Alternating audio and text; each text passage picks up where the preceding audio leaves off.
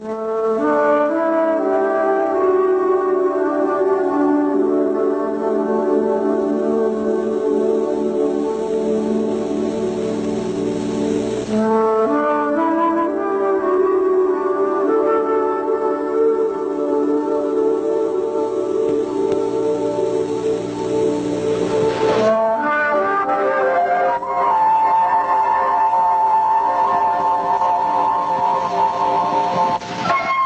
2000 años, el mundo se encontraba en una marea baja espiritual. Habían pasado los días de los profetas bíblicos. Y entonces, un hombre, Jesús de Nazaret, en escasos 3 años, cambió el curso de la historia para siempre. El relato bíblico de la vida y enseñanzas de Jesús cubre un período de su vida que va de su nacimiento a los 12 años y de los 30 a su crucifixión. Esto deja 18 años, la mayor parte de su vida, sin explicación. El Dr. John C. Trevor, director del proyecto de los documentos del Mar Muerto de la Escuela de Teología de Claremont, California, escritor y estudioso de la Biblia, examina la posición cristiana en relación con los años no revelados en los evangelios.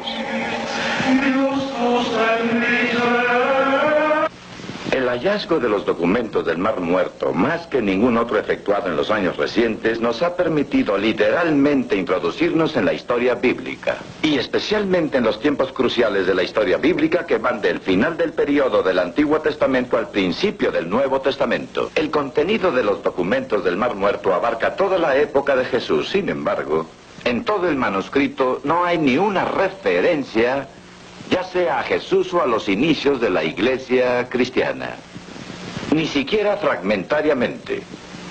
No obstante, el descubrimiento ha dejado que se haga la luz sobre los tiempos del periodo específico de los primeros años de Jesús. Claro que la posición ortodoxa de los primeros años de la iglesia ha sido desde hace siglos la que se basa sobre los 4 evangelios. Esos evangelios que son la única noticia de los primeros años de Jesús en forma muy escueta. Y en consecuencia esos son los únicos datos que se consideran auténticos o autorizados. Y así la actitud de la iglesia se ha basado sobre ellos. Es entonces que vemos a Jesús viviendo en Nazaret, en el hogar de un humilde carpintero durante todos esos años, con la ligera excepción del relato del Evangelio de Lucas. Y resulta así que en cuanto a las tradiciones conocidas en los tiempos modernos, estas se basan solo en unos cuantos fragmentos. Pero hay una cosa históricamente clara, sin la menor sombra de duda, y es que la iglesia cristiana se desarrolló como resultado del énfasis sobre la muerte, la resurrección y las enseñanzas de Jesús. Y allí es hasta donde llega nuestro conocimiento. Históricamente podría decirse, muchas especulaciones, claro está, se han venido haciendo siempre sobre los primeros años de Jesús. Y así se lo han imaginado en muchas partes del mundo, incluyendo la lejana India. Nuestra búsqueda de los años perdidos de Jesús nos lleva a la India, la tierra de la receptividad espiritual, el lugar donde nacieron Rama, Krishna y Buda. La India, una tierra de contrastes y misterio, con un acervo espiritual que se remonta más allá de los tiempos históricos.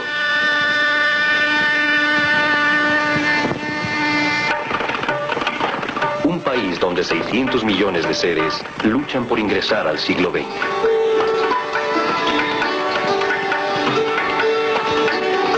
Desde la delicada belleza del Taj Mahal a las ásperas realidades de las calles de Calcuta, la India abruma los sentidos. Las enseñanzas espirituales de las numerosas religiones de la India hacen eco más allá de las glorias de su edad de oro.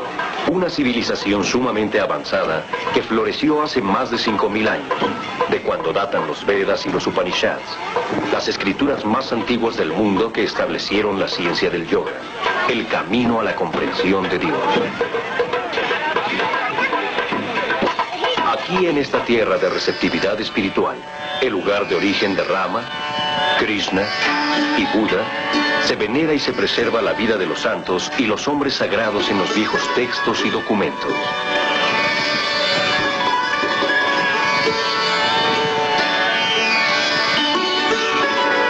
dice que en los archivos de un antiquísimo monasterio tibetano existen los textos escritos originalmente en el antiguo idioma Pali y después traducidos al tibetano que tratan de la vida de un santo extraordinario conocido por los budistas como Isa. La historia de la vida de San Isa tiene un estrecho parecido con la vida de Jesús y revela lo que tal vez sean los años perdidos de Jesús.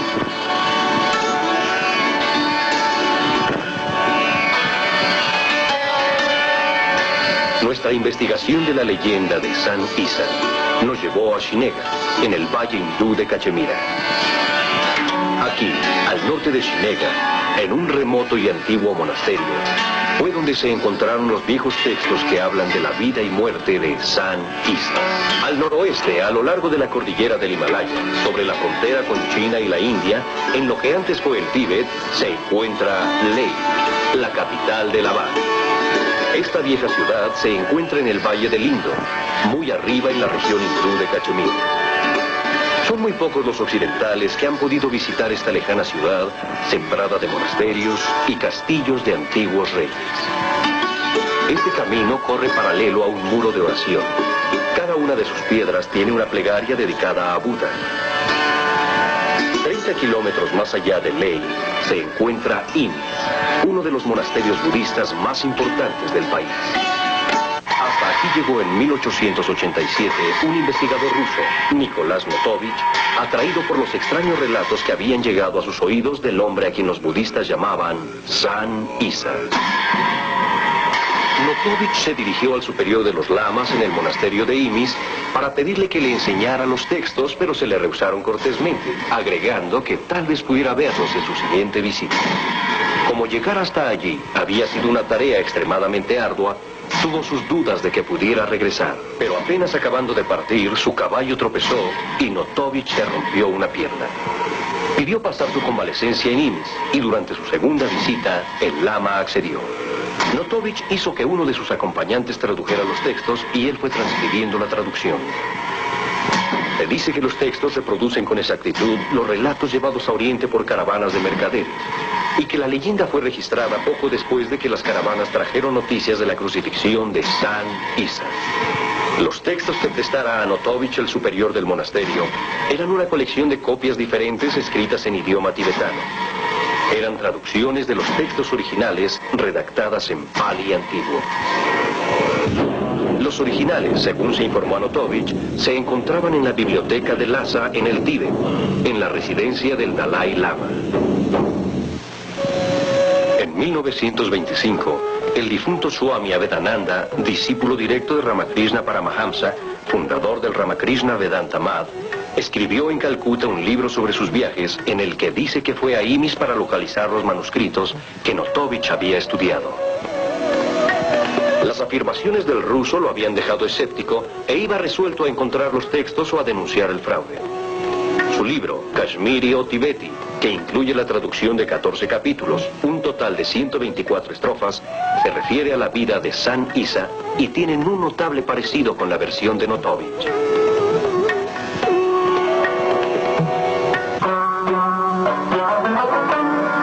De acuerdo con la leyenda, Isa viajó por tierra y por mar y llegó a la región llamada el Sind, situada en el valle del río Indo al norte de la India.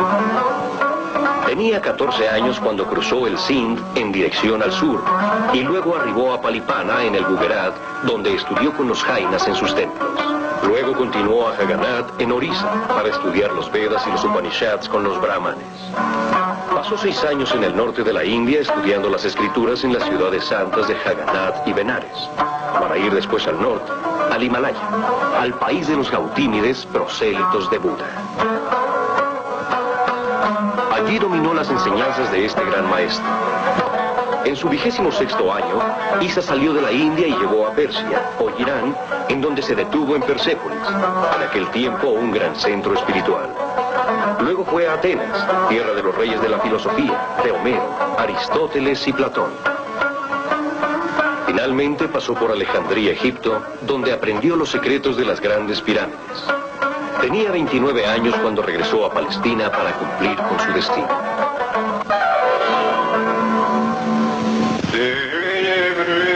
La leyenda empieza con el nacimiento de San Isa. Y ahora había llegado el tiempo en que el juez supremo, en su clemencia sin límites, lo eligió para encarnarse en un ser humano. Poco después, nacía un niño maravilloso en la tierra de Israel. Dios mismo, por la boca de este niño, habló de lo poco que vale el cuerpo y habló de la grandeza del alma. Los padres del recién nacido eran gente pobre que pertenecía por nacimiento a una familia que se había distinguido por su piedad. Para recompensarlos, Dios los bendijo con un hijo al que designó como su elegido y lo envió a levantar a los que habían caído y a aliviar a los que sufrían. El niño divino al que se dio el nombre de Isa comenzó desde sus más tiernos años a hablar de un solo Dios, indivisible, y a exhortar a quienes se habían apartado del camino de la fe y la justicia para que se arrepintieran y se purificaran de los pecados que habían cometido. La gente vino de cerca y de lejos a escuchar y maravillarse con las sabias palabras que salían de los labios infantiles. Todos los israelitas se unieron para proclamar que el Espíritu del Eterno residía en este niño. Cuando Isa cumplió los 13 años de edad, en que un israelita debía tomar esposa, la casa en que vivían sus padres y donde se ganaban modestamente la vida, se convirtió en lugar de reunión de los ricos y los nobles que querían convertir en su yerno al joven Isa, ya célebre por los discursos edificantes que pronunciaba en nombre del Todopoderoso. Pero entonces Isa desapareció secretamente de la casa de sus padres. Salió de Jerusalén y, uniéndose a una caravana de mercaderes, tomó el rumbo del Sind, con la intención de perfeccionarse en el conocimiento divino y el estudio de las leyes de los grandes Budas. En el curso de su 14º año, el joven Isa, bendito de Dios, cruzó el Sind y se estableció entre los arios en el país protegido de Dios. La fama de este maravilloso joven se extendió por todo el Sind del norte. Cuando Isa llegó al país de los 5 ríos y el Rajputana, los devotos de la secta Jaina le imploraron que permaneciera entre ellos. En Orissa, en medio de la jungla, se encuentran las cuevas donde vivieron los ascetas de Jaina hace más de 2000 años en los tiempos de Cristo. La elevada torre del templo de Jagannath domina el paisaje de Puri a muchos kilómetros a la redonda. Más de 25 generaciones de peregrinos han venido a Puri para adorar a Jagannath, el Señor del Universo.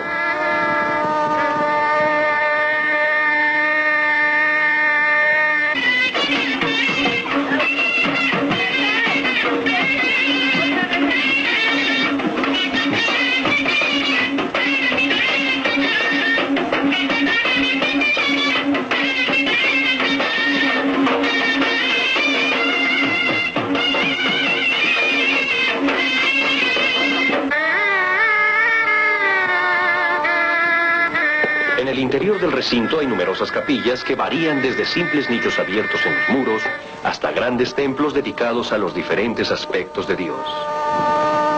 La leyenda de San Isa continúa.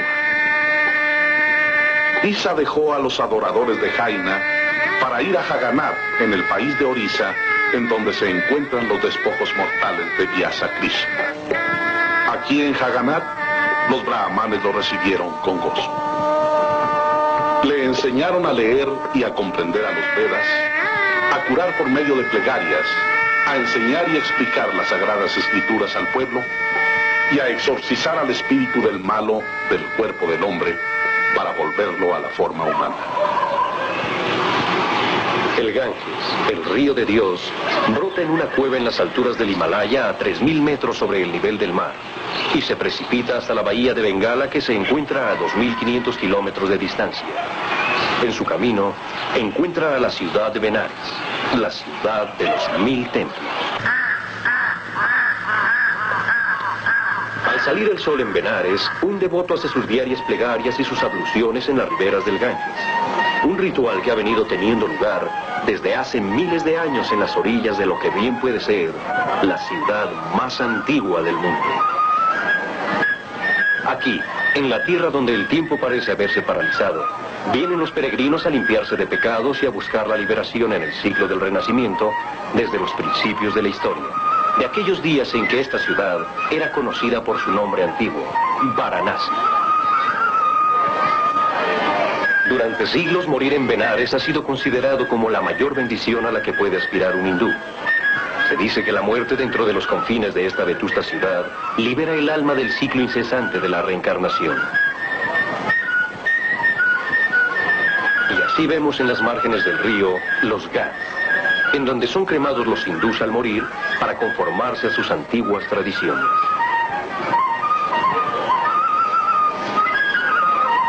Poco ha cambiado en esta ciudad en los 2000 años que han pasado desde que San Isa recorrió estos lugares.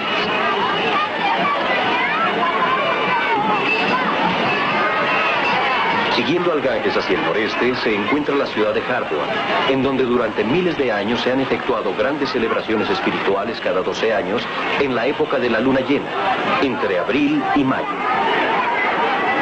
El Maha Kumbh Mela, considerado como una de las más grandes asambleas religiosas de la Tierra, atrae a los grandes líderes espirituales de muchos países. Aquí, en las riberas del Ganges, vienen los peregrinos a participar en los ritos del baño y recibir las bendiciones y las enseñanzas de los swamis, reunidos en las orillas del gran río sagrado conocido por los hindús como el río de los dioses.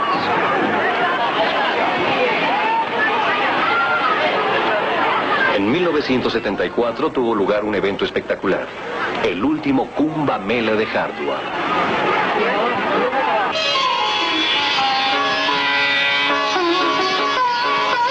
A unos cuantos kilómetros al norte de Hardwar, a lo largo del Ganges, la más conocida es la ashram de la Sociedad de la Vida Divina de Sivananda, fundada por uno de los más grandes yogis de la India, el Swami Sivananda. En el curso de los años, esta ashram ha producido muchos discípulos brillantes, incluyendo a los swamis Satchidananda, Chidananda y Venkatesananda. Venkatesananda fue secretario particular del Swami Sivananda durante muchos años. Ahora nos recuerda con emoción lo que el Swami Sivananda decía sobre los años perdidos de Jesús. Hablaba frecuentemente de Jesucristo en las celebraciones de Navidad del ashram. Él sabía que Jesucristo visitó la India durante lo que se conoce como los años perdidos de Jesús. El Swamiji se refirió con frecuencia a las altas enseñanzas morales de Jesucristo para el budismo. Las enseñanzas del gran Buda en afirmaciones como mi padre y yo somos uno, esta maravillosa y magnífica sintetización del Señor Jesús que Swamiji relacionaba con el idealismo Veda. Y los milagros de curación y otros que Jesucristo efectuó, el Swamiji los aclara como los grandes triunfos de un yogi. Y aquellos que escucharon las palabras de Sivananda relativas a nuestro Señor Jesús, supieron que todas ellas vinieron de sus propias experiencias personales, su conocimiento personal, no solo el análisis de la Biblia. Tal vez fuera conveniente explicar que Benares era, en aquellos tiempos, la ciudad santa de la mística hindú. Los más grandes intelectuales hindús vivían en Benares, y el Rajagriha era el centro de los estudios budistas. Cerca de Benares se encuentra el famoso Sarnath, donde Buda predicó su primer sermón. Y tanto el hinduismo como el budismo se encontraban en sus días de gloria durante ese tiempo, durante el tiempo de Jesucristo.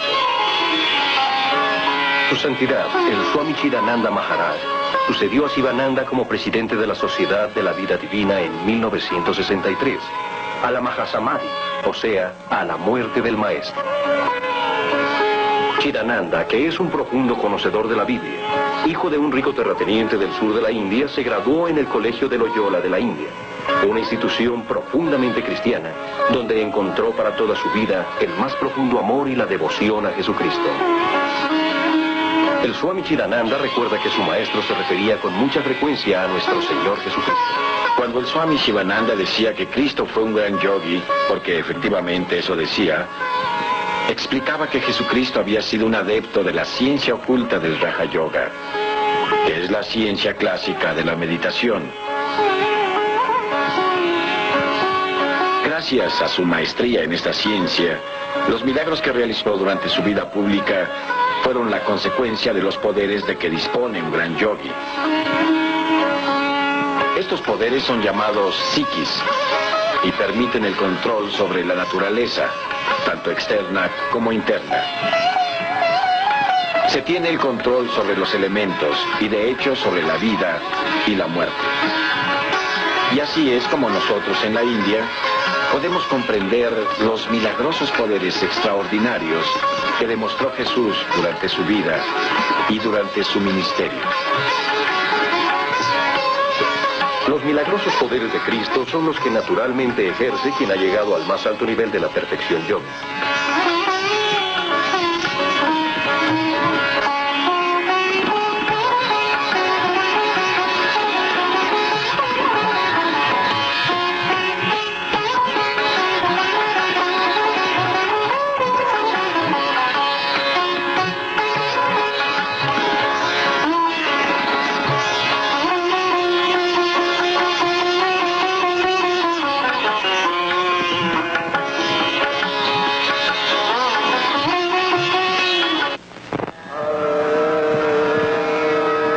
Así continúa la transcripción de la leyenda. Sanisa pasó 6 años en Jagannath, Rajagriha, Benares y otras ciudades santas. Todos amaban a Isa. Vivió en paz con los Vaishyas y los Shudras, las castas inferiores a quienes enseñó las sagradas escrituras. Denunció enérgicamente las doctrinas que le daban a los hombres la autoridad a despojar a su prójimo de sus derechos humanos. En verdad, dijo así, Dios el Padre ha establecido que no hay diferencias entre sus hijos, que todos son igualmente queridos para Él. Isa enseñó a sus prosélitos que se ha dado una sola ley al hombre para guiarlo en sus acciones. Temed solo a Dios, doblad la rodilla solo ante Él, y dadle solo a Él las ofrendas que se derivan de vuestros trabajos. Y añadía, el juez eterno, el espíritu eterno, constituye la única alma señera del universo, que es la única que crea, contiene y vivifica el todo. El gran creador no ha compartido su poder con nadie, y menos todavía con los objetos inanimados, porque solamente Él posee todos los poderes. Lo quiso su voluntad y apareció el mundo. Mediante su divino pensamiento unió las aguas y las separó de la parte seca del globo. Él es la causa primera de la misteriosa vida del hombre a quien ha participado de su aliento. Él subordinó al hombre las tierras y las aguas, las bestias y todo lo creado, y que Él mismo preserva con un orden inalterable, fijando la duración adecuada de cada uno. Los Vaishyas y los Shudras manifestaron su gran admiración por estas palabras de Isa, y le rogaron que les enseñara a orar. Y Él les dijo, no adoréis a los ídolos, porque ellos no os escuchan. No escuchéis escrituras en las que se ha pervertido la verdad. No os creáis superiores a los demás. No humilléis a vuestros vecinos. Ayudad a los pobres. Sostened a los débiles. No hagáis el mal a nadie. Los sacerdotes brahmanes y los guerreros, habiendo sabido del discurso de Isa a los Shudras, decidieron su muerte. Pero Isa, advertido del peligro por los Shudras, huyó de noche. Llegó a las montañas y se estableció en el país de los Gautamidas, los discípulos de Buda, allí donde naciera el gran Buda Shakyamuni. Habiendo aprendido a la perfección el idioma Pali, Isa el Justo se dedicó al estudio de los textos sagrados de los Shudras. 6 años después, Isa podía explicar perfectamente los textos sagrados. El venerable Bentu Dharnawara, presidente del Centro Budista de Nueva Delhi y fundador de la orden monástica de Ashoka, visitó Imisgompa, en Leh, Ladakh, y allí examinó los documentos referentes a la vida de San Isa, tanto en el Pali original como en la traducción al tibetano. Bien, en efecto, yo ya sabía de la visita de Jesús a la India y el Tíbet, mucho antes de que visitara Imisgompa en el Tíbet occidental, es decir, en Ladakh. Cuando estuve allí, efectué profundas investigaciones sobre su visita y pedí que me mostraran los textos originales escritos en el viejo papel tradicional hecho de corteza de abedul. Estaban en Pali y vi la traducción al tibetano igualmente. Y se dice que él había dominado las enseñanzas del Buda, así como la mayor parte del hinduismo.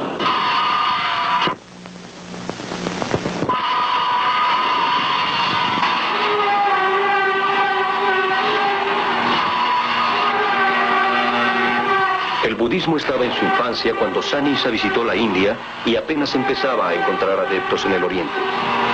Si bien los antecedentes de la visita de San Isa fueron encontrados en el Tíbet, no llegó a estudiar el budismo tibetano porque todavía habrían de pasar 400 años para que el budismo llegara al Tíbet. Sin embargo, es allí donde las enseñanzas de Buda se han preservado mejor. En las alturas de estas remotas montañas, lejos del paso enloquecedor de la vida metropolitana, se han conservado las viejas costumbres. No ha habido cambios en el ritual y los antiguos textos se mantienen intactos.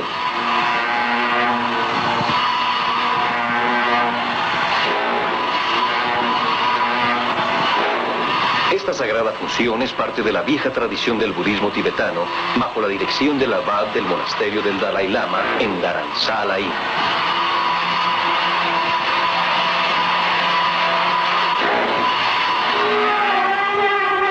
Los monjes de este monasterio tibetano usan el gorro amarillo que simboliza el celibato y la renunciación. Este ritual tántrico, llamado el Taj Huma, es celebrado cada año para limpiar al monasterio y los pueblos circundantes de los malos espíritus del exterior.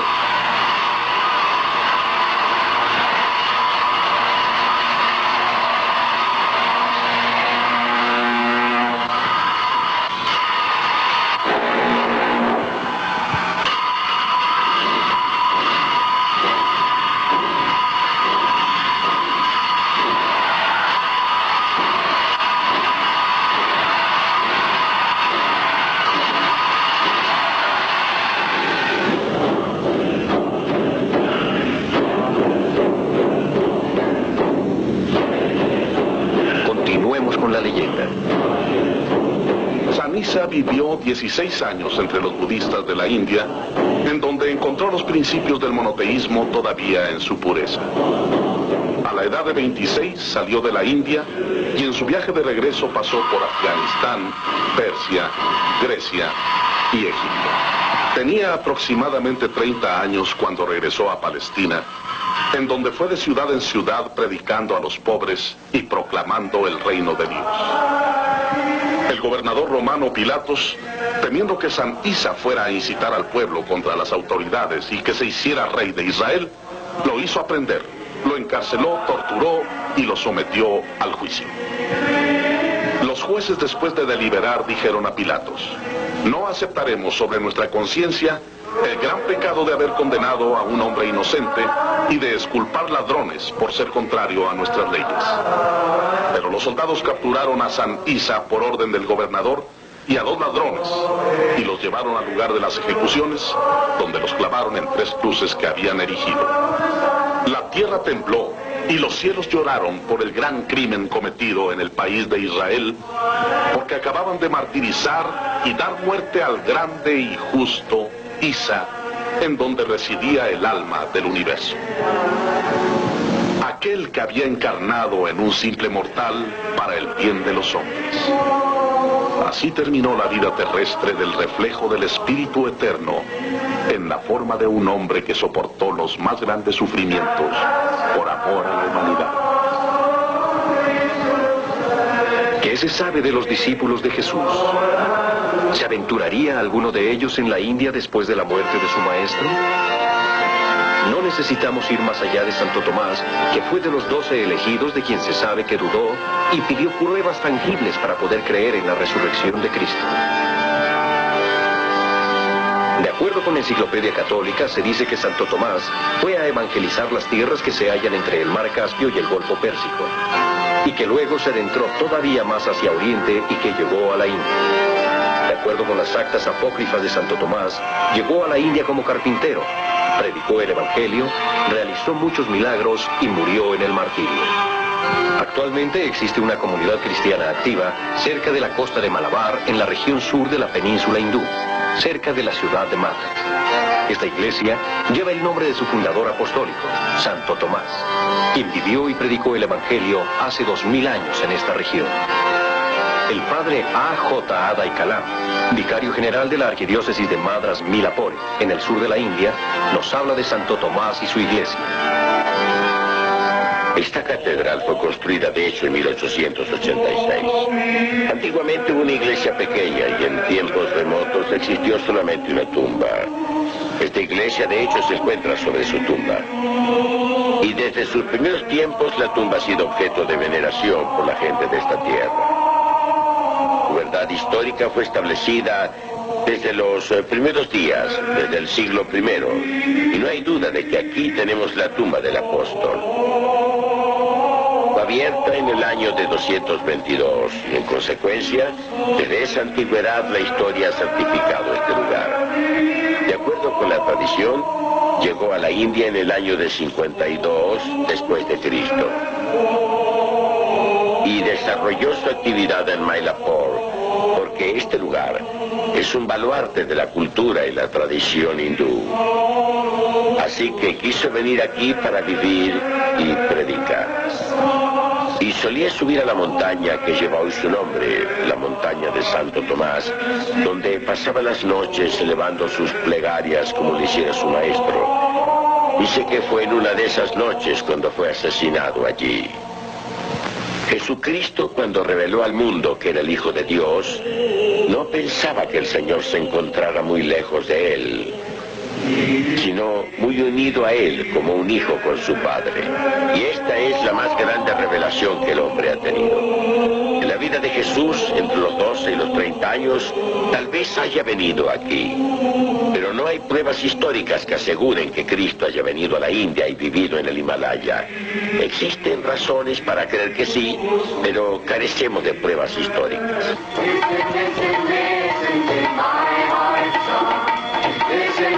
Paramahamsa Yogananda, fundador de la Hermandad de la Autorrealización, fue el primer gran maestro hindú que viviera y predicara en Occidente. Durante los 30 años que pasó en el sur de California, se dedicó a explicar y ampliar las enseñanzas del Antiguo y del Nuevo Testamento. En su inspirado libro, La autobiografía de un yogi, nos cuenta de su aprendizaje espiritual en la India y de la estrecha relación entre las enseñanzas de Jesús y las de su maestro. El discípulo directo de Yogananda, el Swami Kriyananda, nacido en los Estados Unidos y fundador del pueblo en cooperativa y retiro de meditación de Ananda, situado en California Norte, recuerda a Yogananda y lo que dijo sobre los años perdidos de Jesús. Hablo con frecuencia de los años perdidos de Jesús y de los que fue a pasar a la India en su mayor parte. Relató una vez que los 3 reyes magos habían llegado a Belén de la India y que Jesús los fue a ver a la India para regresarles la visita. En su libro La búsqueda eterna del hombre, que es la recopilación de sus sermones, publicado por la Hermandad de la Autorrealización, nos dice que Dios dio a Jesucristo origen oriental para el fin de unir a Oriente con Occidente. Cristo vino a despertar la divina conciencia de la hermandad en Oriente y Occidente. Es cierto que Cristo vivió en la India durante la mayoría de los 18 años que se desconocen de su vida, estudiando con los grandes maestros de la India. Eso no lo reduce en su divinidad y excelsitud, y demuestra la unidad y fraternidad de todos los grandes santos y avatares. Yogananda nos habló así, no basándose en el intelecto, sino en la intuición. Y cuando vio la vida de Cristo en la India, era de ese modo como nos hablaba, si bien también nos habló de que había antecedentes en la India como los de Notovich, pero que él mismo lo había visto y eso le daba certeza. ¿Será posible que haya habido pruebas que detallaran los años perdidos de Jesús? Y de ser así, ¿qué pudo pasarles a esas pruebas? Para explorar más a fondo la cuestión, volvamos al año 325 después de Cristo. Aquel en el cual el emperador Constantino reunió a más de 300 obispos de los lugares más remotos del Imperio Romano para realizar el primer concilio ecuménico de Nicea. El propósito de Constantino era crear la unión entre la Iglesia y el Estado. Durante el concilio se convino a hacer supresiones y adiciones a la doctrina. Fue entonces cuando se adjudicó a Jesucristo el carácter de Hijo de Dios, es decir, la esencia del Hijo había sido engendrada, no hecha como una sola sustancia con la del Padre. Esto fue adoptado en el concilio de Nicea y habiendo proclamado a Jesús como el único Hijo engendrado de Dios, Constantino encontró que el Jesús histórico presentaba contradicciones con el credo niceano recién establecido. En el año 389, apenas 64 años después del primer concilio ecuménico, se dice que la Iglesia le aplicó fuego al acervo de conocimientos depositado en la Biblioteca de Alejandría. Se quemaron también los manuscritos que pudieron haber estado en contradicción con el credo niceano de Constantino. Es posible, en consecuencia, que en algún punto de la evolución de la Iglesia se haya borrado de la doctrina de la misma y la historia de Jesús su vida de los 12 a los 30 años. Todo por un exceso de celo. De hecho, le da a uno la impresión de que pudo haber también otras supresiones de la Biblia. Es sabido que los primeros cristianos solían creer en la reencarnación. También los judíos y los judíos ortodoxos continúan creyendo en ella. Y Origen, uno de los grandes teólogos, segundo apenas de San Agustín, así de grande era, dice que la doctrina de la reencarnación viene de los tiempos apostólicos. Esta enseñanza fue borrada de la doctrina cristiana en 553 en el segundo concilio de Constantinopla, en 553 de nuestra época. Se descubrió recientemente que el Papa Virgilio, que se encontraba en Constantinopla, combatió ese concilio, no quiso asistir. Creo que había un solo prelado de Roma. Ahí anatematizaron a Origen por razones políticas y al mismo tiempo extrajeron todas sus enseñanzas, incluyendo la de la reencarnación. Pero se pueden encontrar pequeñas insinuaciones encubiertas en la Biblia sobre la reencarnación. Se habla de que Elías vino antes que el Mesías. Jesús dijo que San Juan Bautista era Elías o Elijah. Hay muchos otros pasajes que podrían indicar que esta doctrina era aceptada. Así, por ejemplo, cuando Jesús preguntó ¿quién dice la gente que soy?, sus discípulos dijeron Jeremías o uno de los otros profetas. Jesús no los corrigió por decir que la gente aseguraba que era una reencarnación de uno de los antiguos profetas, como sin duda querían decir. Así que da la impresión de que hubo alteraciones a la Biblia por la misma razón, o sea, la religión institucional. Cuando se trata de institucionalizar la religión, también se consigue que lo más conveniente es el apoyo al dogma de la Iglesia. Y esto es lo que creo que debieron hacer. Y lo que Yogananda quiso decir, que habían hecho con la Biblia, que contenía sabias y profundas enseñanzas que no podemos obtener, salvo por la vida de los grandes santos que vivieron esas enseñanzas y las comprendieron en vida. ¿De dónde obtienen sus conocimientos los gurús y los iluminados? Conocimientos que parecen asomar de más allá del tiempo y del espacio. ¿Sería de los textos Akashic, a los que los santos y psíquicos del mundo describen como el registro continuo de toda la experiencia terrestre de la humanidad? Una especie de computadora cósmica con la que solo algunos cuantos privilegiados pueden sintonizarse.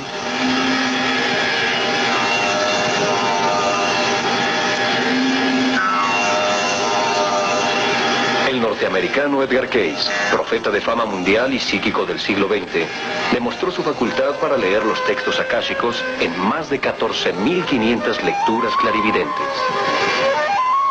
Cayce desconcertó a los incrédulos, asombró a los creyentes y sus demostraciones fueron casi siempre correctas. Una y otra vez, en un estado de somnolencia autoinducida, hizo referencias a Jesús de Nazaret que fueron adquiriendo lucidez hasta que apareció la imagen clara de los años perdidos. En la historia de Jesús de Edgar Cayce se documenta la siguiente información sobre la educación de Jesús. Estando en trance, Cayce dijo: sus períodos de estudio en Jerusalén fueron solamente aquellos en que asistió al templo o cuando, según San Lucas, se encontraba entre los rabinos o maestros.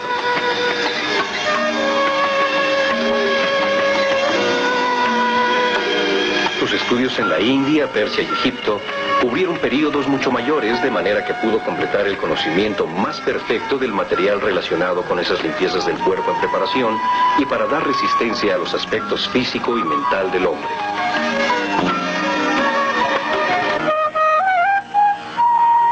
Actualmente se pueden observar esas prácticas en la India. La limpieza no es solo un acto físico, sino la purificación de los pensamientos, las palabras y los actos del individuo. La finalidad es la unidad, la fusión del ente purificado con Dios. Es la salvación, la unión, el yoga. La limpieza del pensamiento se logra enfocando la atención en un aspecto específico de Dios. Cuando mediante la práctica de esta concentración el individuo trasciende el sentido del ser y se fusiona con el objeto de la atención, se convierte en meditación. La práctica continuada de la meditación y la plegaria libera la mente de las influencias y los deseos del exterior y permite percibir la naturaleza interior divina. La limpieza de la mente permite que el cuerpo funcione liberado de las tensiones y la enfermedad. El cuerpo puede entonces manifestar su energía en la forma de vigor, resistencia y facultades que llamamos milagrosas. La energía creativa del individuo puede ser representada como residente en el individuo, enrollada como una serpiente en la base de la espina, de donde se puede levantar para trasladarse a lo largo de un camino, para activar los 7 centros de energía llamados chakras. Estos centros son la supervivencia, la reproducción, el poder, el amor universal, la creatividad, la conciencia y la autorrealización. Hay una ley en la base de esta filosofía. La reconocemos como la ley física de Newton, que dice: a cada acción corresponde una reacción igual y en sentido opuesto. En el Oriente, a esto se le llama la ley del karma, y es el fundamento de las religiones y a la vez del pensamiento científico. ¿Será posible que la ciencia occidental, la regla del oro del cristianismo y la primera ley de la filosofía oriental representen el mismo mensaje? No hagas a otro lo que no quieras que te hagan a ti, porque por cada acción hay una reacción igual y en sentido opuesto. Anna Reed, en su libro Edgar Cayce sobre Jesús y su iglesia, cita las siguientes lecturas clarividentes del moderno profeta. Jesús y Juan estuvieron en Heliópolis, Egipto, durante el período necesario para llegar a sacerdotes o para presentar los exámenes y ser aprobados. De acuerdo con Cayce, la gran pirámide de Gizeh fue construida para ser el salón de los iniciados, aquellos a quienes se ha englobado en la hermandad blanca. Sería esa gran pirámide donde el gran iniciado, el Maestro Jesús, se graduaría en la hermandad, cuando se dice en los evangelios que pasó 3 días y 3 noches en Betunia. El Maestro pasó su iniciación y liberó su alma del yugo del mundo material y de la muerte.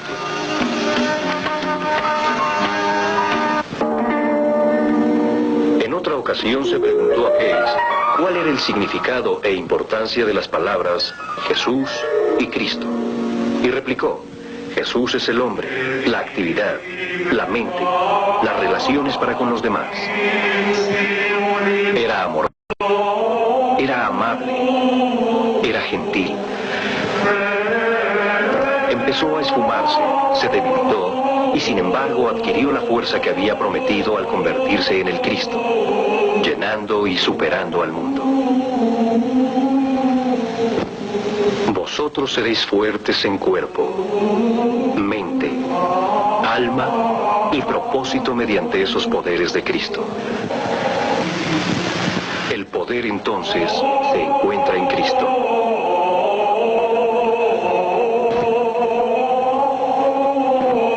El trazo es Jesús. Hemos llegado a saber de Jesús por sus enseñanzas, por sus discípulos y por aquellos que tienen la facultad especial de penetrar en la mente universal. Pero ¿será posible que Jesús mismo haya dejado un mensaje tangible que apenas ahora estemos empezando a comprender? La leyenda tibetana termina con la crucifixión, pero el Evangelio de San Lucas continúa el relato. En aquel entonces un hombre llamado José, del pueblo judío de Arimatea, fue con Pilatos y le pidió el cuerpo de Jesús. Lo bajó de la cruz y lo envolvió en un sudario de lino y lo tendió en una tumba hecha en la roca en donde nadie había yacido jamás. Era el día de la preparación y estaba empezando el sabbat. Las mujeres que habían venido con él de Galilea lo siguieron, vieron la tumba y cómo tendía el cuerpo, y luego regresaron y prepararon especias y ungüentos. En el sabbat descansaron de conformidad a la ley. Pero el primer día de la semana, al despuntar el alba, fueron a la tumba tomando las especias que habían preparado, y se encontraron con que había sido apartada la roca que cerraba la tumba, y cuando entraron, no encontraron el cuerpo. En la emoción y la maravilla que siguieron al salir corriendo a buscar al Salvador resurrecto, algo quedó atrás: el sudario que había cubierto el cuerpo mientras se encontró en la tumba. Hoy, casi 2000 años después, hay la creencia tanto en papas como científicos de que el sudario que cubrió el cuerpo de Jesús no solo ha sobrevivido, sino también ha preservado para nosotros una imagen exacta de la representación física de Jesús. ¿Será este el rostro de Jesús? Robert Wilcox, que publicó recientemente un libro sobre el sudario de Turín, entrevistó al científico nuclear Ralph Greber, que ha intervenido en la investigación de las computadoras para la era espacial y los modernos proyectiles teleguiados. La experiencia científica de Greber le da una dimensión mayor a su estudio sobre el sudario. Y se diría imposible, pero el sudario de Turín de hecho proporciona al mundo de nuestra generación una auténtica fotografía de Jesucristo. Les explicaré. Aquí tenemos una fotografía del sudario.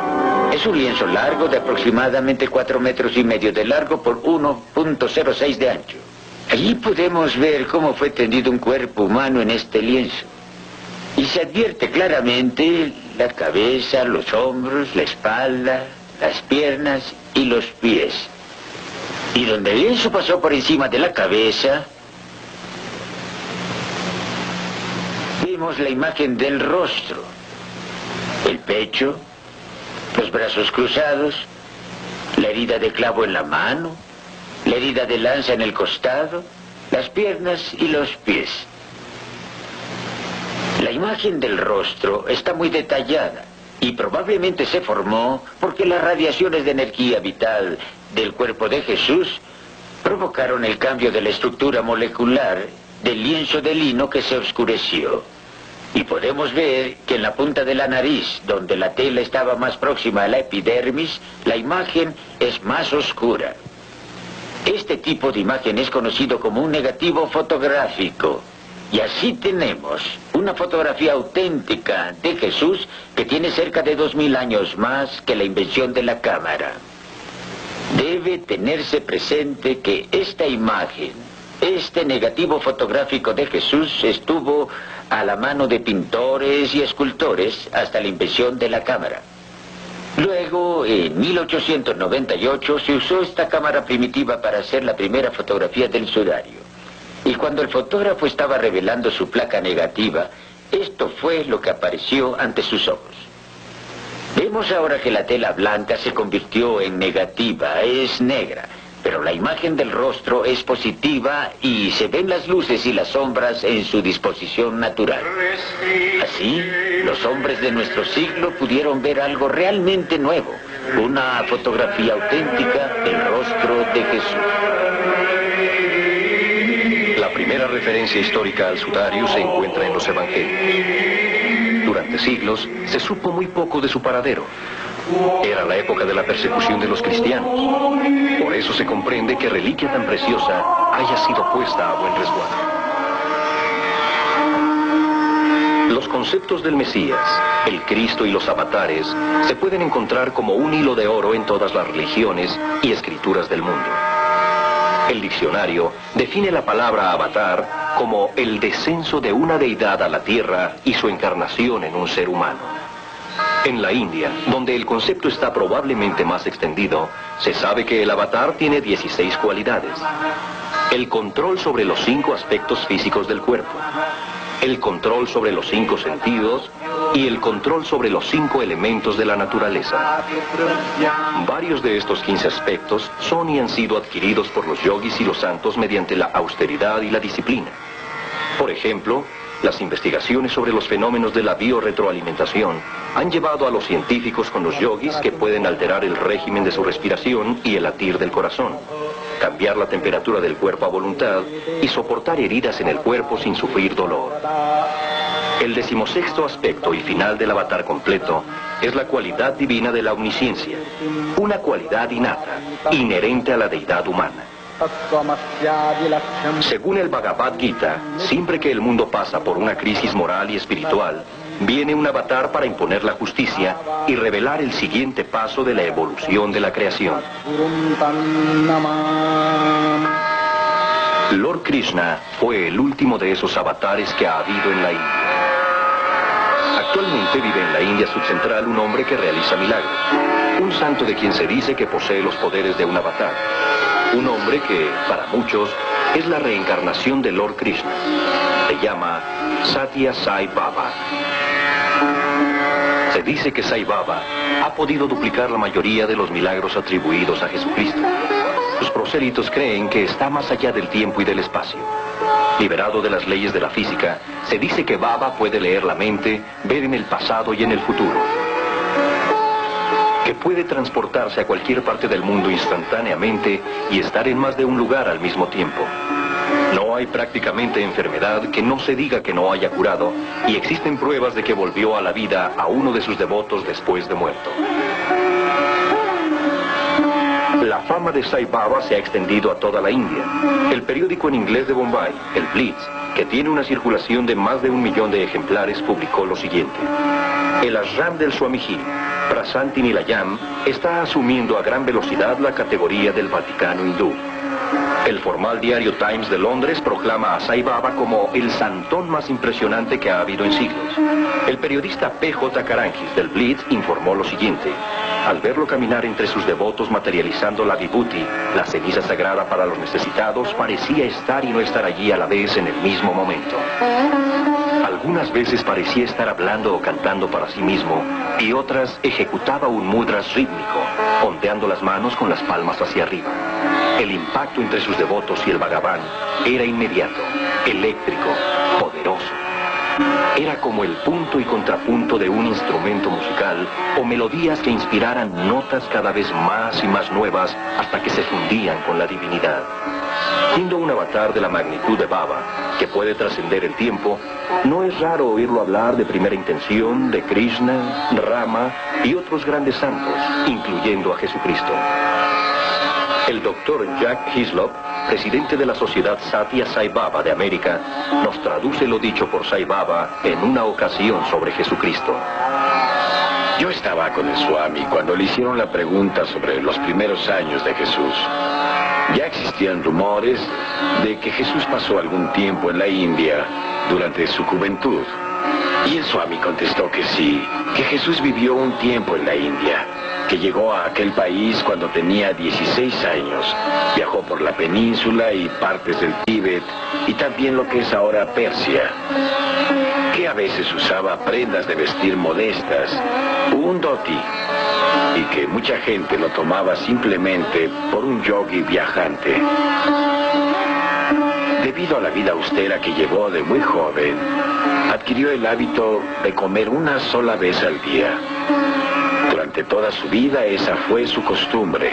Y luego el Swami agregó que cuando tuvo 25 años, Jesús comprendió que él era el Cristo.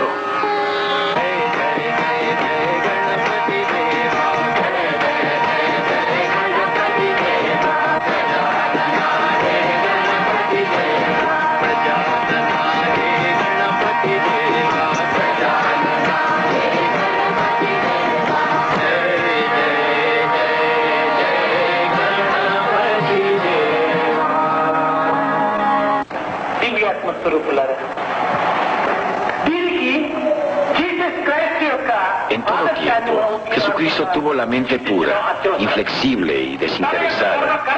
Todos sus esfuerzos estuvieron dedicados al bien del mundo. En sus primeros tiempos solía proclamarse como el mensajero de Dios y decía que había venido a servir a todos los pueblos de la tierra.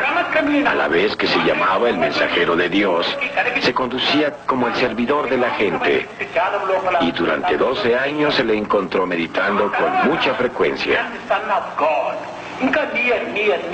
Como resultado de estas meditaciones, llegó a proclamarse Hijo de Dios. Se acercaba cada vez más a Dios. Pasó 5 años en la región del Himalaya de la India. Y después de llegar a la India y someterse a sus disciplinas espirituales, proclamó: yo y mi Padre somos uno. Después de experimentar esta identidad con el Padre y de proclamarse único e idéntico con el Padre, regresó a su país.